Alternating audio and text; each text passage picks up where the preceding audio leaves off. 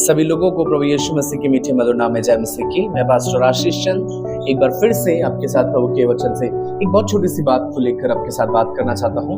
मेरे प्रियो, परमेश्वर प्रेम का परमेश्वर है, परमेश्वर पवित्रता का परमेश्वर है, परमेश्वर आज्ञाकारिता का परमेश्वर है और परमेश्वर नम्रता का परमेश्वर है। आज जो विषय मैं बात करने वाला हूं वो है बहुत छोटा सा टॉपिक, बहुत ज्यादा लंबी वीडियो नहीं होगी। नम्रता। आज मैं और आप क्या नम्रता में जी रहे हैं? क्या नम्रता में जी रहे हैं? क्या आपके और मेरे अंदर नम्रता पाई जाती है? पढ़िए, देखिए क्या लिखा है। पहला कुरिन्थियों उसका 8 अध्याय लिखा है, अब मूर्तियों के सामने बलि की हुई वस्तुओं के विषय में हम जानते हैं और हम सबको ज्ञान है, पर इतना याद रखो आगे क्या लिखा है। ज्ञान घमंड उत्पन्न करता है और प्रेम से उन्नति होती है। Hallelujah, praise the Lord. मैं आपके साथ क्या बात करना चाहता हूँ। आज न जाने कितने सारे प्रचारक, न जाने कितने सारे प्रीचर, न जाने कितने सारे पास्टर, न जाने कितने सारे चर्चेस एक प्राउड में जी रहे हैं। हमें आता है, फरीसी बने हुए हैं, ज्ञानी बने हुए हैं, लेकिन कहीं से कहीं तक भी परमेश्वर से उनका लिंक नहीं है। मैं जानता हूं, मुझे पता है।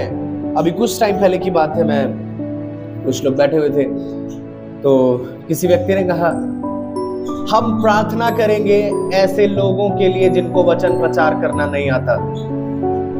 प्रभु उन्हें ज्ञान दे। तुम्हें आता है ना? आता है ना?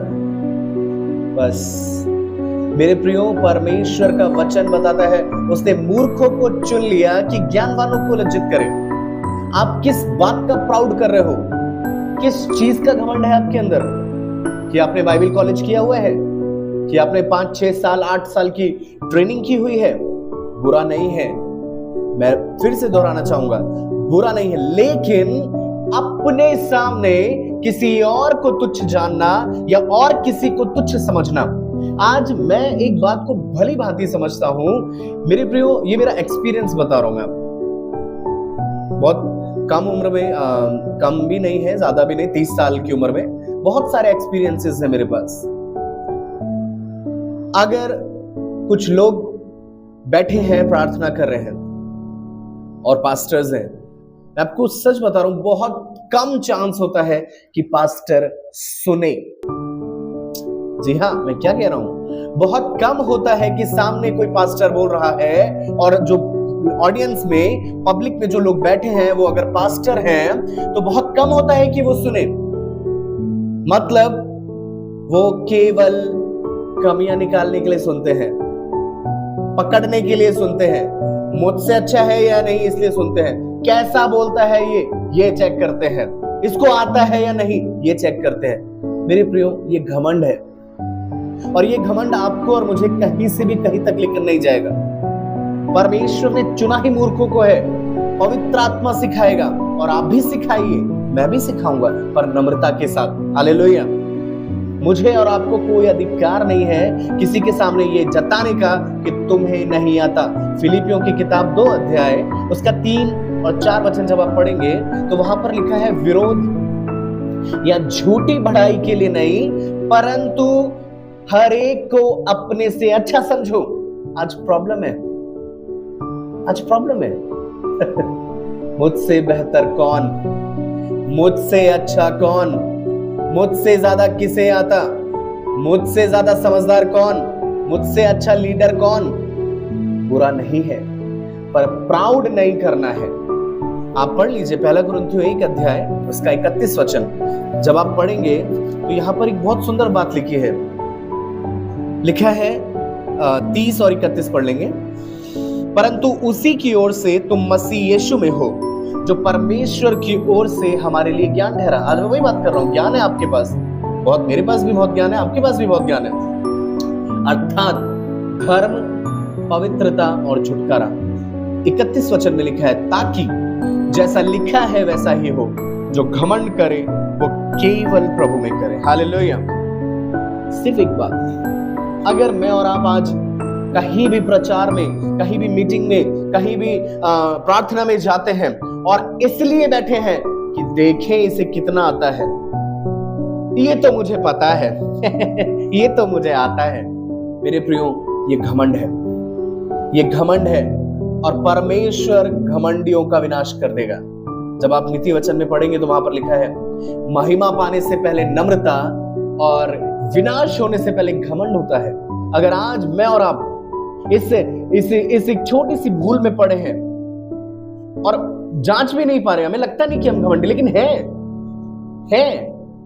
ये 2 साल पहले वाला आया हुआ मेरे को 50 साल हो गया, मुझे सिखाएगा, ऐसा नहीं होता है। क्या पता परमेश्वर का अनुग्रह आपसे ज्यादा उस पर है, परमेश्वर उसको आपसे ज्यादा इस्तेमाल कर सकता है। आमीन। मैं आपको बताना क्या चाहता हूं, घमंड करना छोड़ दीजिए, एक दूसरे को नीचा दिखाना छोड़ दीजिए। परमेश्वर आपसे प्रेम करते हैं। आज बहुत सारी, कुछ लोग उम्र का फायदा उम्र के हिसाब से बात करते हैं। कुछ लोग कितने साल से क्रिश्चियन है इसलिए उनको प्राउड है, कुछ लोग उम्र में बड़े हैं इसलिए उनको प्राउड है। हमें आता है, बुरा नहीं है। मैं फिर से कह रहा हूं, अगर आपको आता है हाथ जोड़कर सिखाइए और सामने वाला भी हाथ जोड़कर सीखे। पर मैं अपने सामने मैं मेरे परिवार की मैं बात करूं, प्रभु माफ करे मुझे नहीं आता, मैं सीख रहा हूं, मैं प्रभु माफ करे, लेकिन मैं तकरीबन 100 साल मेरे पूरे परिवार को मसीह में हो गया, 100 साल मिनिमम। मैं आपको बताना चाहता हूं मेरे प्रियो, आज अगर मेरे सामने 10 साल पहले वाला क्रिश्चियन आकर के बैठे और वो बात करे तो क्या मैं ये कहूंगा कि तुझे नहीं आता? मुझसे पूछ, मुझे तो 100 साल हो गया। ऐसा नहीं होता, ऐसा नहीं होता। परमेश्वर का आत्मा, परमेश्वर का अनुग्रह, परमेश्वर का ज्ञान या परमेश्वर की दया कब किस पर किस रीति से उंडेल जाए वो आप नहीं समझ सकते। आदर कीजिए, एक दूसरे को अपने से अच्छा समझिए। ये मत कहिए कि उसे नहीं आता। प्रार्थना में कभी भी कमियां निकालने के लिए मत बैठिए, दूसरे को नीचा दिखाने के लिए मत सुनिए। प्रार्थना खत्म होते ही हम एडवाइस देते हैं ये नहीं, ऐसे नहीं, ऐसे नहीं। ठीक है, हो सकता है, मैं ये नहीं कह रहा हूं कि ऑडियंस में जो बैठा है उसको नहीं आता। जो तरीका है, हर बात का तरीका है, हर चीज का तरीका है।